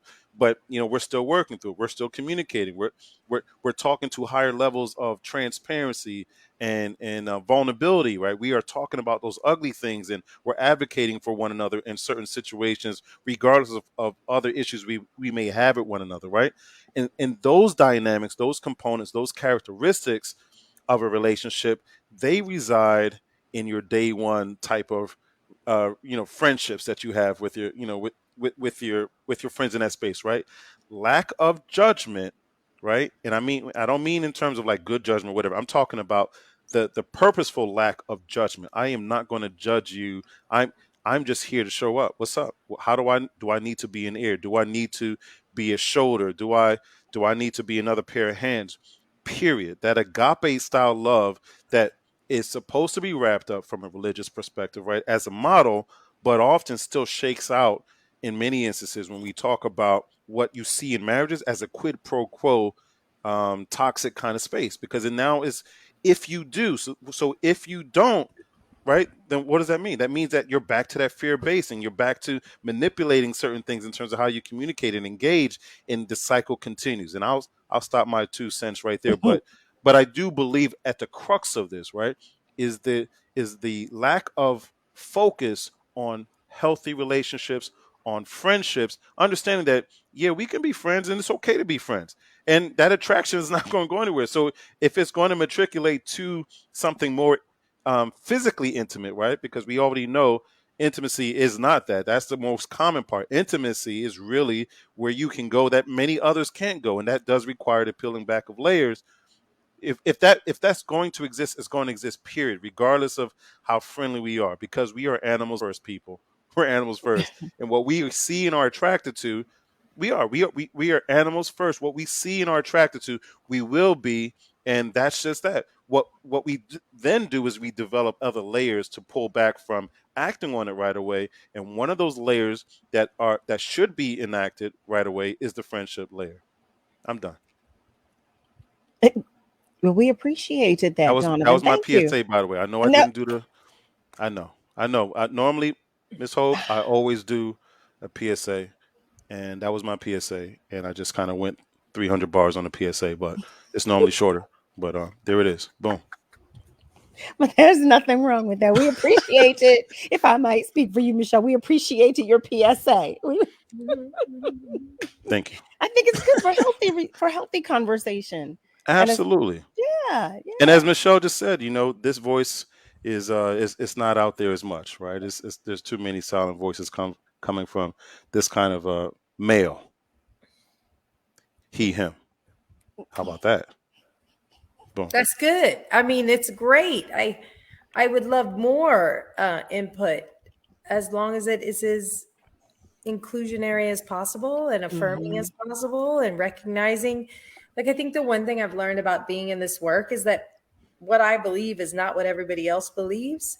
But the basis is that I believe all people should have the freedom to live their most authentic lives in a way that is affirmed and supported by the systems of society that they have access to.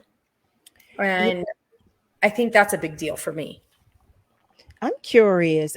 Well, we're about to go to commercial break, but I want to ask this question before we do so, Michelle, as with regard to how you feel and your beliefs and everything that you just stated. How does it help you with your role with SICUS? Now, I know I'm asking the question, but we're going to jump to commercial break, so you have actually a few minutes before we come back and before you'll answer that. But family, if you have just joined us, you're tuned in to Love and Life on WURD, Progressive Black Talk Media, on air and online at wordradio.com. We're talking with Michelle Hope. She is just dropping all kinds of gems and pearls, and we're having great conversation. If you just joined us, you missed a lot. Okay, but stay with us though, because there's plenty more. Okay, stay with us because we'll be right back. Maybe you can make retirement happen. After all, you made home ownership happen. Homeschooling yourself on loans, beefing up your credit score. So I'm pre-approved. You were like, yes! Sorry. Color coding listings, ticking boxes, and flushing every toilet in a 20-mile radius. Home sweet home. You aced house hunting. Now get the tips you need to get on track at aceyourretirement.org. Okay, Dad. 1, 2, 3.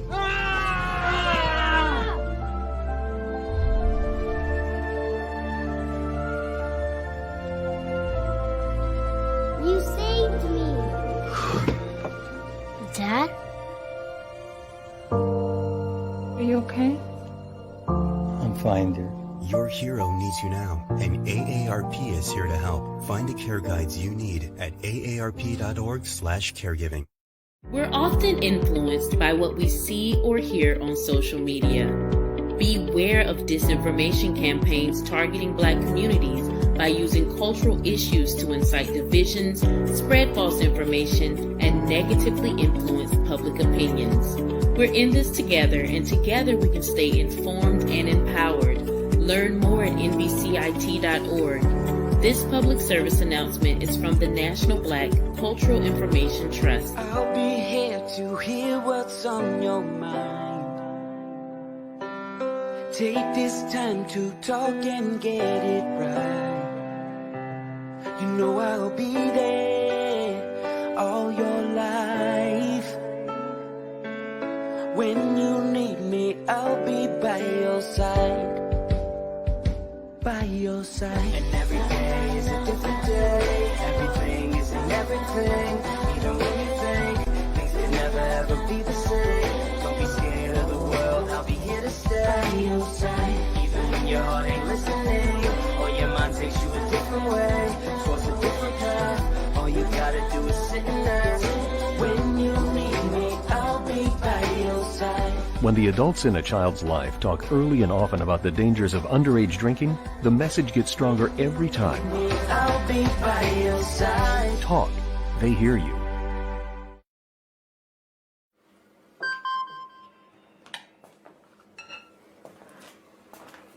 Email from school about the incident today. Scary. Tell me about it. Did you have any idea that was going on? None. I mean, you saw Derek at the game last night, too. Did you have a clue? No, but you know, teachers like me, parents, we don't always know as much as you guys do. Kids hear first about what's going on with other kids. Half the time, it's rumors. It can be hard to tell sometimes, but if you're ever concerned about a friend who's having trouble with alcohol, prescription drugs, bullying, violence, anything, you need to tell an adult. Mom or me, a teacher, coach, school counselor, someone you know and trust. Dad, no kid is gonna tell an adult about that kind of stuff. I get it, but if we don't know, we can't help. Speaking up about a problem, that's what helping a friend is all about. Hey family, I'm Carol Riddick. And I'm Donavan West, and we're the hosts of Love and Life, a new show about, well, love and life. This show is an informative, entertaining, and refreshing take on the hard conversations about love and life. Each day, we'll provide real facts and honest opinions on dating, sexual health, casual, and committed relationships. These late-night conversations will be served on a judgment-free platter and seasoned with unapologetic realness. So join us Sunday night through Thursday night at midnight on WURD, Progressive Black Talk Media. You're listening to WURD Radio, 96.1 FM and 900 AM WURD, independent black media.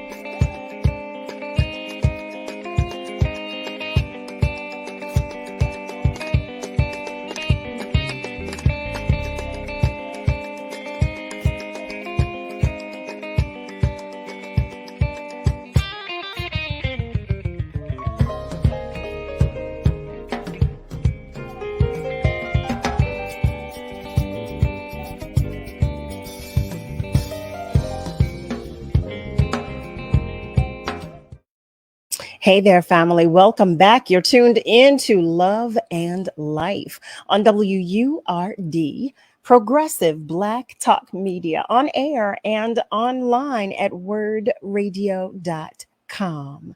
We have, oh my goodness, you know, it's always interesting to me when we're nearing the close of a show and there are so many things that, you know, we had intended to talk about, but, you know, we've had such juicy, robust conversation that I'm not mad at it at all. But family, if you just tuned in, just before the break, we were talking with Michelle and I asked her with regard to her beliefs and who she is as a person, as a woman, as an individual, like, how does it help you? How does it contribute to your position at SIECUS? And could you also tell us more about SIECUS?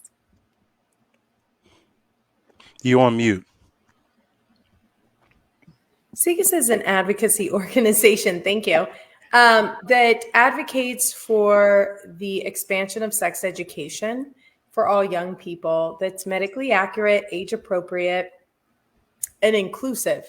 You know, we believe that sex ed is a vehicle for social change because when we start to understand what sex education is, and let's be real, culturally competent, age-appropriate sex education, medically accurate sex education is what we know as comprehensive sex education. And that seeks to equip young people with the knowledge, skills, and attitudes, as well as values, for them to determine and enjoy their sexuality.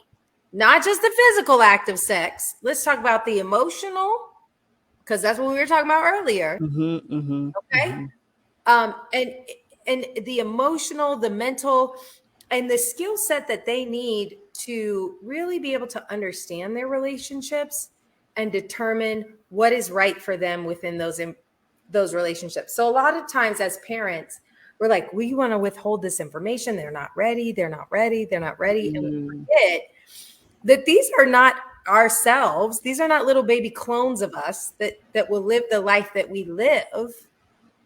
They are an extension of us. And it is our job to instill in them a very grounded perspective on what equity is, what inclusion is, what self-love is.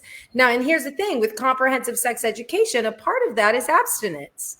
But if you are not taught the language to use to say no, to ask for help when someone's pressuring you, to understand if someone's crossed the line, we really are leaving you out there to go to xn.xx, whatever porn site is out there, for you to learn about these issues, right? So SECUS really works to develop legislation, work on policy, and build coalition with various organizations across the nation to advocate for the passing of legislation that would allow for quality, comprehensive, medically accurate, age-appropriate sex ed.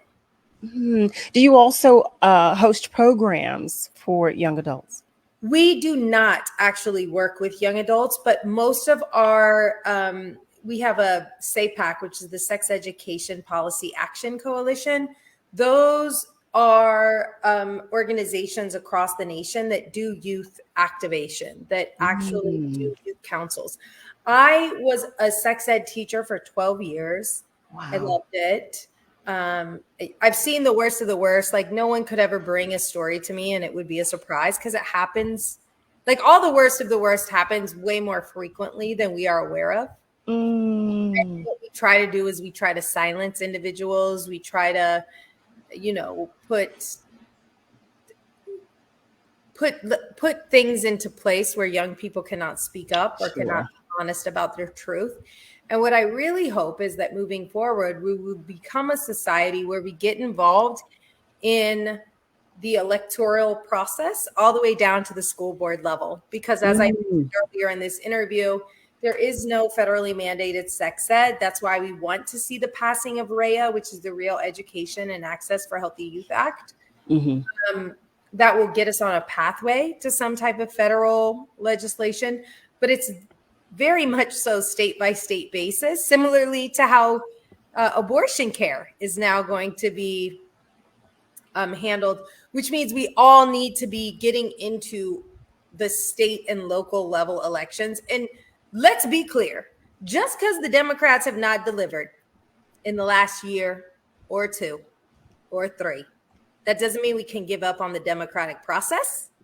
Absolutely not. They've had a lot with which to deal too. I mean, right. And we can't just be like, I don't vote because the Democrats aren't doing anything for us. This is a long play strategy and it has to be, we have to get involved from the most local level all the way up. I have a question so was it as a result of your experience working with young adults? Let me ask you this. What age group did you teach sexual education, sex ed? I mean, I've taught K through 12. Oh, wow. So was it as a result of that experience that you decided to pivot to doing what you are now doing? Well, I mean, I always wanted to be here. I actually used a lot of the research and data because SECUS does do a lot of really great white papers and academic papers that really, you know, show you what's happening. Sure. But who wants to read a 56-page paper? Right? No one. I don't. I mean, some people do. I enjoy it, but for the majority of us, I do have like one of those apps where I just hit play. Like I have it just reads it to me. Right. Treadmill or something. So I do cheat. But, you know, again, I want to stress that Black people, we as a people, we just trying to survive. We trying to make it to see another sunrise, right? And that is how, and that is the reality of living in America as a Black person. In some spaces, we may be very privileged. We may have all the education. We may have a great job. We own our homes. We have a lot of money. But at any given day, you can get in your car and get pulled over, and you have no idea where your life will end up. Let me tell you, on that note, Michelle, I cannot tell you, and this is Donovan, I hope I'm speaking on your behalf as well. Of course. I have so enjoyed our conversations. I have so enjoyed your visit, you spending your time, your energy, your experience, your attention with us. I mean, listen, I'm having a great time. I do not want this to end, and I cannot believe that we're at this point of the show. So, family, I feel like we've been so much in our little vortex here that we've not really talked with you much tonight, family. But what I want you to know, what Donovan wants you to know, and what Michelle wants you to know is that we have so enjoyed your time, your energy, and your attention. We appreciate you. As always. It's that time, Donovan. It's that time. It is. It's that time. I do not believe. I know. We are at the tail end. I know. I feel like we talked about nothing. I was like, wait a minute. It went by quickly, but I'm sure our audience will definitely disagree, and they have a lot of notes that they've received a lot in terms of information and perspectives, and I am very glad that we had this conversation. As was mentioned earlier, this is one of many that we should have on this topic and get people to thinking some more and doing some more homework and being open. I agree. I got other people for you to interview. I actually know somebody in my mind right now who's based there in Philly that you need to interview, and I will email that. Oh, we would love that information. We would love to have that information. But before we go, family, I always say this to you, and I always tell you that Donovan sends his love. So as we're closing, we want you to have a great night, have a great morning, and have a great rest of your day. We love you. Remember that we're all in this together. And that means we want you to be good to you, but we want you to be good to those around you. And while we're asking you to do that, make sure you join us at midnight, Sunday through Thursday, for another edition of Love and Life on WURD. Bye now. Hi, I'm Tanya Hopkins, aka the Food Griot, the host of Savory and Sweet, a new show about food, history, and culture. Savory and Sweet is a flavorful exploration of food, marinated in the Black experience, seared with history and braised in culture. Each week, I'll fold in conversations that center food and drink at the intersection of business, health and well-being, entertainment, education, and innovation, while separating the facts from fiction on the sometimes surprising origins of what we eat and drink. So join me, the Food Griot, and special guests for Savory and Sweet, Food, History, and Culture every Sunday from 11 a.m. to 1 p.m. exclusively on WURD, Progressive Black Talk Media. A lot of people say when you're going somewhere, you don't want to look back. But I beg to differ. For her to see her father celebrate his graduation, it's the best feeling in the world. I can't lie and say it was easy. But sometimes you just have to stop everything and take it in. I looked at everything in a different light. And I realized it started with me going back and getting my high school diploma. Maybe you can make retirement happen. After all, you made her college years happen. Opening that education savings account when she was little. Spearheading a campus tour. And another, and another, and another, and another. Bam! Deciphering financial aid. She was like, what? Now she's like, you aced planning for college. Now get the tips you need to get on track at aceyourretirement.org. When times get dark, we can't see the help that's all around us. When you don't know where to turn, let 211 be your guiding light.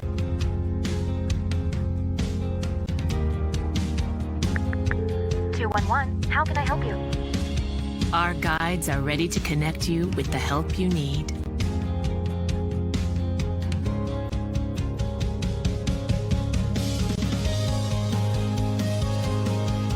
for help with food, healthcare, mental health, and other resources. Call 211 or visit 211.org. 211. Get connected, get help.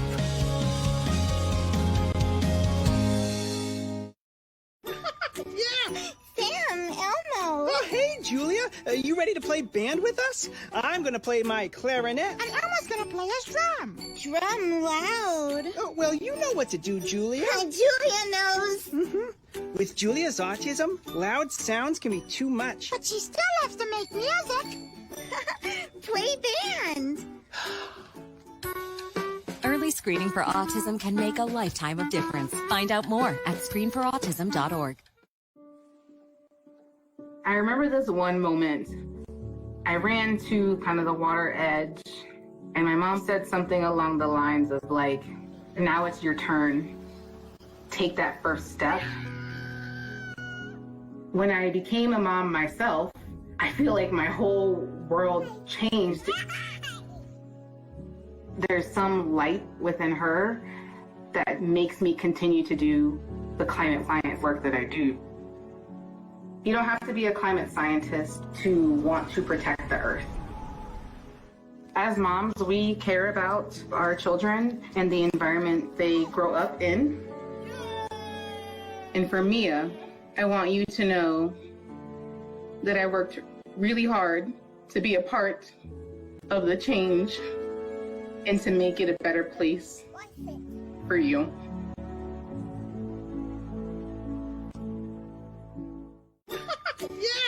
Sam, Elmo. Oh, hey, Julia. You ready to play band with us? I'm going to play my clarinet. And Elmo's gonna play his drum. Drum loud. Oh, well, you know what to do, Julia. Julia knows.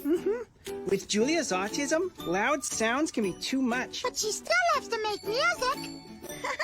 Play band. Early screening for autism can make a lifetime of difference. Find out more at screenforautism.org. Lifting every voice till earth and heaven ring. This is WURD Radio, 96.1 FM and 900 AM WURD Philadelphia. Black